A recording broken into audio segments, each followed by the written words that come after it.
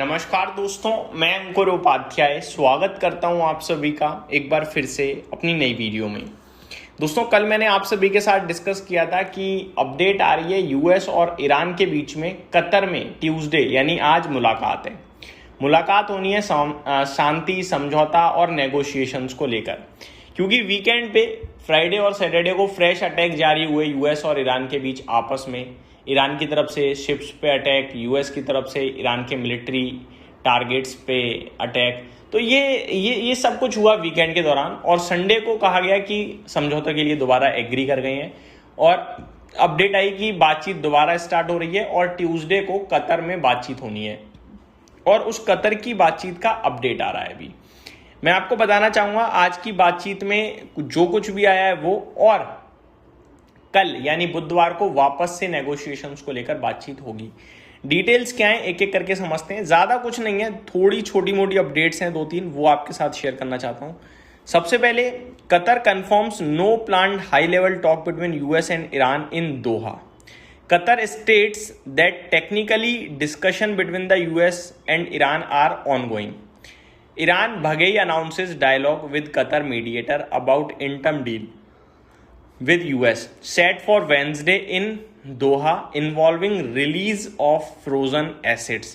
तो कतर ये कह रहा है कि कोई बातचीत नहीं होने वाली है दोहा में, और ईरान ने कहा है कि जो यूएस और ईरान के बीच में बातचीत होने वाली है कल, किसको लेकर? Release of frozen assets. तो फ्रोजन एसेट्स के रिलीज को लेकर बातचीत होने वाली है। तो डिटेल्स दोस्तों काफी कुछ हैं, एक एक करके मैं आप सभी के साथ और भी शेयर करना चाहूंगा। Iran president on X approach to unreasonable boasting and unfounded threats is rally on rationality and human dignity in decision making and decisive fearless. इसको छोड़ते हैं, आगे बढ़ते हैं। Qatar Foreign Ministry spokesperson Steve Witkoff and Jared Kushner will be in Qatar to meet mediators to discuss negotiations. There is no high-level meeting between US and Iran planned. तो Qatar के foreign minister ने कहा है कि Steve Witkoff and Jared Kushner Qatar में होंगे, बातचीत होगी मीडिएटर्स के द्वारा। नेगोशिएशंस यानी कि यही समझौते को लेकर, डील को लेकर बातचीत है, बट कोई हाई लेवल मीटिंग नहीं है। ये अपडेट आई है, मीडिएटर्स के द्वारा बातचीत है। ईरान के foreign ministry spokesperson Baghaei का बयान आया है, there is no need for outside interference in strait of Hormuz as it would only complicate issue. तो ईरान के स्पोक्स पर्सन बघेई साहब कह रहे हैं कि भैया किसी को जरूरत नहीं है बीच में दखलंदाजी देने की स्ट्रेट ऑफ हॉर्मुज पे, हम संभाल लेंगे सब कुछ। अगर कोई इंटरफेरेंस देगा, कोई बीच में दखलंदाजी करेगा, तो वो स्ट्रेट ऑफ हॉर्मुज की चीज़ों को बिगाड़ेगा। ये डायरेक्टली यूएस के लिए है, ऐसा मुझे लग रहा है। नाम तो नहीं लिखा, बट क्योंकि यूएस स्ट्रेट ऑफ हॉर्मुज हम मैनेज करेंगे, हम सपोर्ट करेंगे, हम अपने हिसाब से कर लेंगे, कुछ भी छेड़खानी करी तो हम बीच में आएंगे, ये सब कहता रहता है। तो हो सकता है उसी को इनडायरेक्टली बोला गया हो। तो कल जो है वो फ्रीज एसेट्स को लेकर बातचीत होनी है। देखने वाली बात है कि कल क्या आउटकम आता है, कि यूएस फ्रीजन एसेट्स जो है, फ्रोजन एसेट्स जो है, उसको लेकर क्या अपडेट देता है। देखो, यूएस करेगा एसेट्स रिलीज नो डाउट, लेकिन उसके बदले उसे चाहिए होगा न्यूक्लियर प्रोग्राम। अब उस पर ईरान क्या कहता है देखने वाली बात होगी। तो ये तो होगी आपके लिए अपडेट। अब आते हैं थोड़ा सा आगे ग्लोबल लेवल पे, बहुत कुछ आ रहा है। जर्मन सीपीआई डेटा आता हुआ दिखा है जून का, कैसा रहा है चलिए देखते हैं। -0.2% से -0.3% पे इन्फ्लेशन है।